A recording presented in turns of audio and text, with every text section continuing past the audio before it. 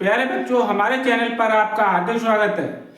आप किसी भी एग्जाम की तैयारी कर रहे हो, आप हमारे प्रत्येक वीडियो को अवश्य देखिए और बड़ी आसानी के साथ अपनी परीक्षा को सफल बनाइए। बहुत से चैनल वाले जो है आपको एक प्रश्न दे देते हैं, उसके 4 विकल्प दे दिए और उसी विकल्प को समझा दिए कि हाँ ये हो गया। और मैं जो विषय वस्तु पढ़ाऊंगा और जो भी टॉपिक पढ़ाऊंगा उससे संबंधित आपको एक प्रश्न बनाने की मशीन जो है प्रोवाइड करा दूंगा। तो उस मशीन से आप जो प्रश्न हैं उनके उत्तर बड़ी आसानी के साथ निकाल लेंगे। तो आप हमारे प्रत्येक वीडियो को देखिए और अपना जो बेसिक स्ट्रक्चर है उसको मजबूत कीजिए और बड़ी आसानी के साथ पारंगत हो जाइए किसी विषय में। तो पीएचडी तो नहीं करनी, लेकिन एक जो सामान्य ज्ञान होता है उसको जरूर आप आत्मसात कीजिए। और आइए मैं सिखाता हूँ, प्रयास करता हूँ आपको अच्छी तरीके से सिखाने का। जो पिछली क्लास में हम पढ़े शब्द भेदों के बारे में, तो संख्या के बारे में पढ़े, वहाँ से आपको बहुत महत्वपूर्ण जानकारी दिए। आज की क्लास में हम जो सर्वनाम होते हैं, अंग्रेजी में जिन्हें प्रोनाउन कहते हैं, उनके विषय में अध्ययन करेंगे। तो सर्वनाम, यहाँ से कोई भी परीक्षा हो जो है वो हिंदी में तो बहुत ज़्यादा प्रश्न पूछे जाते हैं और यहाँ से भी प्रश्न जो सर्वनाम से बहुत प्रश्न आते हैं। तो ये जो सर्वनाम है, सर्वनाम 2 शब्दों से मिलकर बना है, सर्व धन नाम। सर्व का अर्थ सभी और नाम का अर्थ है नाम। सभी के नाम जो पढ़े हम पिछली क्लास में, संज्ञा, किसी वस्तु प्राणी अथवा वस्तु के नाम को संज्ञा कहते, तो इस प्रकार के जो सभी नाम हैं इसके अंतर्गत आ जाते। तो यह जो सर्वनाम की परिभाषा है उसको भी जान लीजिए। सर्वनाम की परिभाषा है वह शब्द जो संज्ञा के स्थान पर प्रयोग किए जाते हैं उनको हम सर्वनाम कहते हैं। तो यही प्रश्न हो गया, इसको जान गए हम। अब कभी कभार ये पूछ देता है, जो बेसिक प्रश्न है यहीं से प्रश्न ज्यादा आते हैं, उनको जान लेना अति आवश्यक हो जाता है। प्रश्न पूछ दिया कि सर्वनाम जो है वो कितने प्रकार के होते हैं, पूछ दिया सर्वनाम के प्रकार। तो सर्वनाम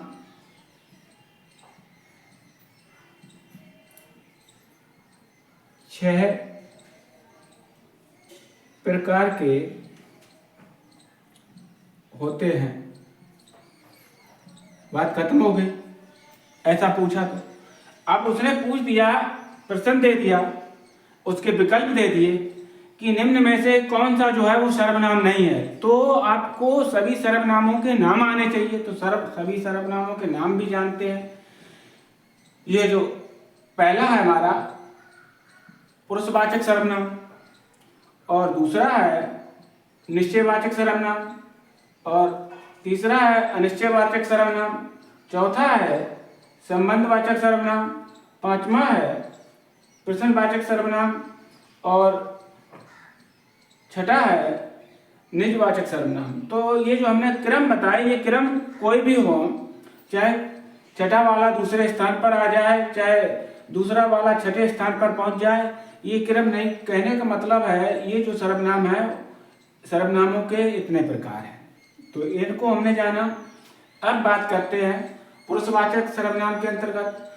तो हमको ये मालूम होना चाहिए, वैसे याद करेंगे ये है फलाना है, तो इसको अच्छे तरीके से जानते हैं कि पुरुषवाचक सर्वनाम के अंतर्गत कौन कौन से सर्वनाम आते हैं। तो यहाँ पर जानते हैं जो पुरुषवाचक सर्वनाम के अंतर्गत आने वाले सर्वनाम, मैं, तू या तुम और वह है। तो इस तरीके के जो सर्वनाम है वो पुरुषवाचक सर्वनाम के अंतर्गत आते हैं। अब ज्यादा गहराई से अगर पूछ देता है कि जो मैं है वह उत्तम पुरुष सर्वनाम के अंतर्गत आएगा, और जो तू या तुम है ये जो है मध्यम पुरुष सर्वनाम के अंतर्गत आएगा, और वह है इसका बहुवचन वे होते हैं, तो ये जो है अन्य पुरुष वाचक सर्वनाम के अंतर्गत आएगा। तो इस तरीके से हमने इस बात को भी जाना, ये विशेष जानकारी हम यहाँ पे। तो ये बात यहाँ पे समझे। किसी वाक्य में जैसे मैं जाता हूँ, शब्द पूछ दिया कि मैं जाता हूँ, तो इसमें पूछ दिया कि जो इस वाक्य में कौन सा शब्द है वो सर्वनाम है। तो अगर आप जानते हैं कि मैं सर्वनाम है तो आप तुरंत टिक कर देंगे ऑप्शन में कि जो है फलाने अमुक प्रश्न में जो वाक्य ए है उसमें जो मैं है ये है सर्वनाम है पुरुषवाचक, तो उसको उस तरीके से टिक कर देंगे। अब बात करते हैं इसी तरीके से इनका प्रयोग जहाँ पर भी हो, वाक्य के अंतर्गत आपको ये जो है सर्वनाम ढूंढने हैं। तो इस तरीके के अगर सर्वनाम आपको मिल जाते हैं तो वो उसी तरीके से ट्रिक हो जाएंगे और जो संबंध है उसका बता ही दिए आपको यहाँ पर, इसको आप अच्छी तरीके से समझ लीजिएगा, बस आसानी से आपका प्रश्न सॉल्व हो गया। अब बात करते हैं जो अगला हमारा सर्वनाम है निश्चयवाचक। तो यहाँ पर जो निश्चयवाचक सर्वनाम है किसी वस्तु या व्यक्ति के बारे में निश्चित बात करता है कि ये अमुक चीज है, वो बिल्कुल वही है जो बता रहे हैं। तो यहाँ पर जो निश्चय डिटरमिनर है उसको, इस निश्चयवाचक सर्वनाम को हम एक अन्य नाम से भी जानते हैं, सार्वनामिक। सार्वनामिक,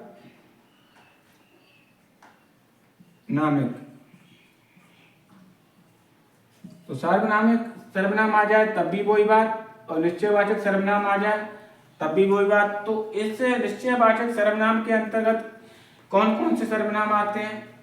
यह है, वह है, ये, इस तरीके की जो आपको किसी वाक्य के अंतर्गत ये शब्द देखने को मिले तो ये जो शब्द हैं वो निश्चयवाचक सर्वनाम के अंतर्गत आएंगे। जैसे ये आम है,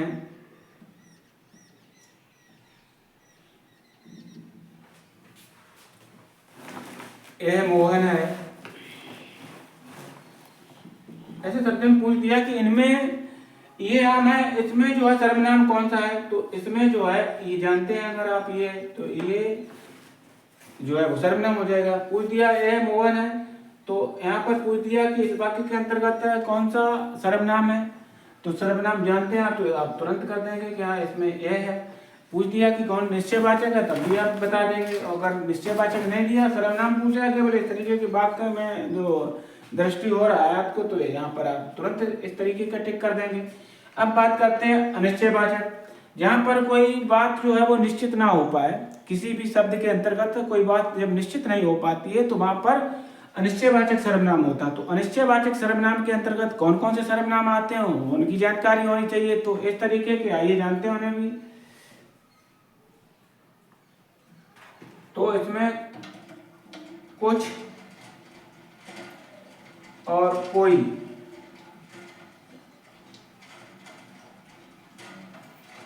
ये जो शब्द हैं वो अनिश्चितता की ओर इशारा करते हैं। किस तरीके से?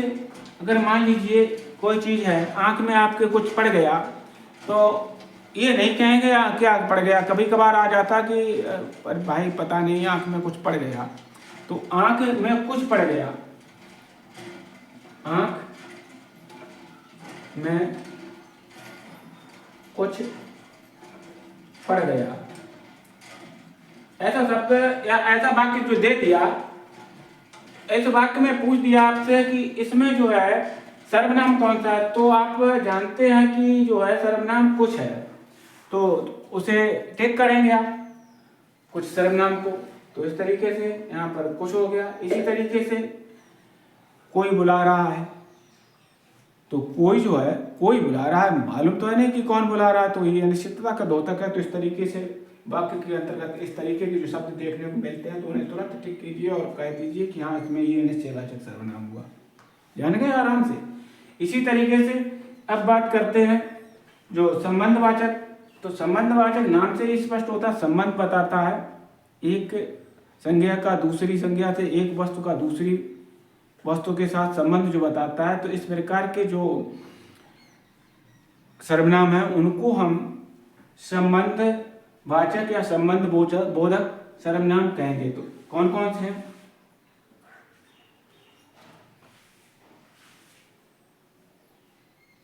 ऐसा,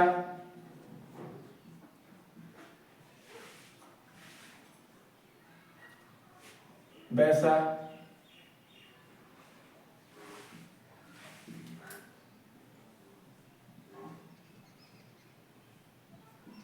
जैसा, तैसा,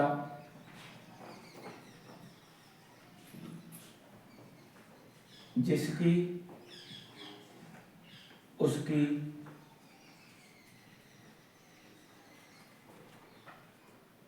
जो, सो। अब जैसे आ गया, कह देते हैं जो बोओगे वो काटोगे, तो इस तरीके का शब्द जो मिल गया, जो बोओगे, जो बोओगे सो काटोगे,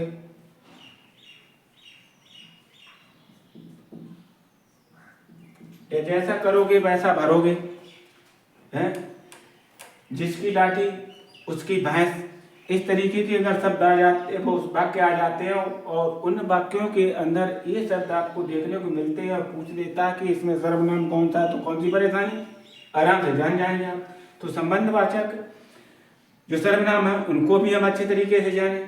अब बात करते हैं प्रश्नवाचक। तो इस प्रश्नवाचक सर्वनाम के अंतर्गत जो है प्रश्न पूछने का काम किया जाता है। तो कैसे, इसके अंतर्गत कौन कौन से सर्वनाम आते हैं, इसके अंतर्गत क्या, कौन।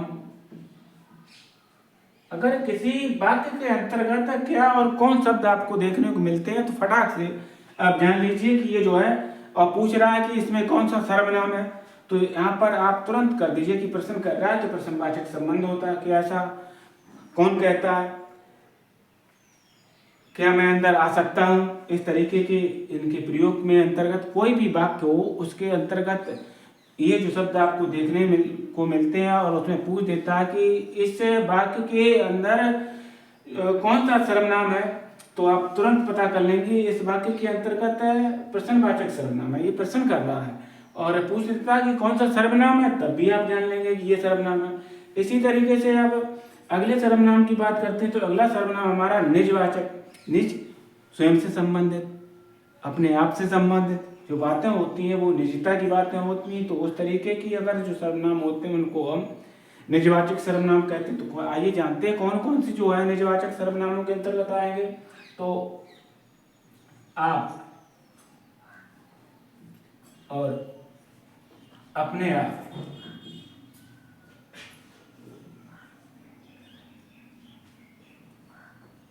अपनत्व भी होगा और स्वयं भी होगा और खुद भी होगा। खुद है जो विदेशी भाषा के अंतर्गत चला जाता है, तो उस तरीके से वो भी होगा। तो इस तरीके से आप, अपने आप, स्वयं और खुद, किसी भी वाक्य के अंतर्गत ये शब्द आपको देखने को मिलते हैं, तो आप तुरंत ही उसको निजवाचक सर्वनाम के अंतर्गत रखिए। यहाँ पर एक बात विशेष रूप से समझ लेना आवश्यक है, जो आप है उसका मतलब यहाँ पर जो हमने पढ़ा, जो तुम है, यहाँ किसी व्यक्ति को आदर देने के लिए आप कहते हैं, तो उस आप को यहाँ पे लगाएंगे कि आप हमारे मित्र हैं। तो यहाँ पर जो इस वाक्य के अंतर्गत आपको पूछ दिया जाए, तो यहाँ पर जो है ये पुरुषवाचक मध्यम पुरुष के अंतर्गत आप हो जाएगा। यहाँ पर जो है आप पुरुषवाचक सर्वनाम के अंतर्गत चला जाएगा इस तरीके के वाक्य में। अगर यही बात जो है मैं अपने आप चला जाऊंगा, तो यहाँ पर पूछता है, तो यहाँ पर पूछता है कि निजवाचक सर्वनाम कौन सा, तो यहाँ पर पूरा सेंटेंस आ जाएगा आपका। यहाँ पर अपने आप, ये जो वाक्य है पूरा आएगा अपने आप। तो अब यहाँ पर मैं वह आप ही चला गया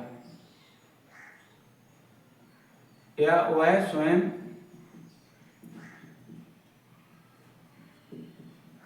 ही चला गया। इस वाक्य के अंतर्गत पूछ दिया कि यहाँ पर जो है निजवाचक सर्वनाम कौन सा है, तो यहाँ पर आप पढ़े, आपने पढ़ा स्वयं, तो स्वयं यहाँ पर पढ़ा तो ये आ गया। वह खुद चला गया तो खुद पढ़ा।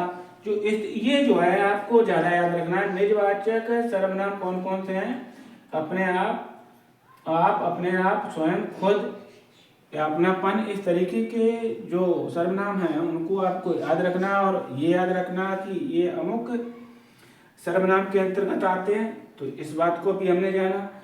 अब यहाँ पर हमने इस बात को भी समझा, इसके भेद को भी समझा कि इस तरीके की जो है वहाँ पर अगर प्रयोग करते हैं और उसका अर्थ अलग हो जाता तो जो वहाँ हर एक शब्द का अपना अलग महत्व होता है और एक ही शब्द का वाक्य के प्रयोग की दृष्टि से अर्थ बदल जाता है।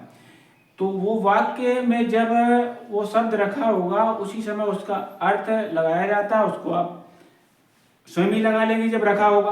तो यहाँ पर जो हमने आपको सर्वनामों से बनने वाले जो प्रश्न हैं उनके विषय में बहुत अच्छी तरीके से समझाने का प्रयास किया। इसी तरीके से कोई भी टॉपिक हो उसको आप दुरुस्त कीजिए और कहीं कुछ मत देखिए, बड़ी आसानी के साथ आपको जो समझाते हैं वो आपकी जड़ कमज़ोर करते हैं। एक आपको एक लाइन का प्रश्न दे दिए और समझ गए, और इस तरीके से हमने आपको पढ़ाया। अब यहाँ से कोई भी प्रश्न आ गया तो आप बड़ी आसानी के साथ उसे हल कर लेंगे और अपना जो मिशन है उसे कामयाब कर लेंगे। तो हमारा वीडियो आपको कैसा लगा इसे कमेंट करके बताइएगा और अपने दोस्तों के साथ इसे शेयर कीजिएगा। अगर अच्छा लगा है तो हमारे चैनल को सब्सक्राइब करें, लाइक करें और अपने दोस्तों के साथ शेयर करें। इसी के साथ जय हिंद, जय भारत। पढ़ते रहिए, बढ़ते रहिए।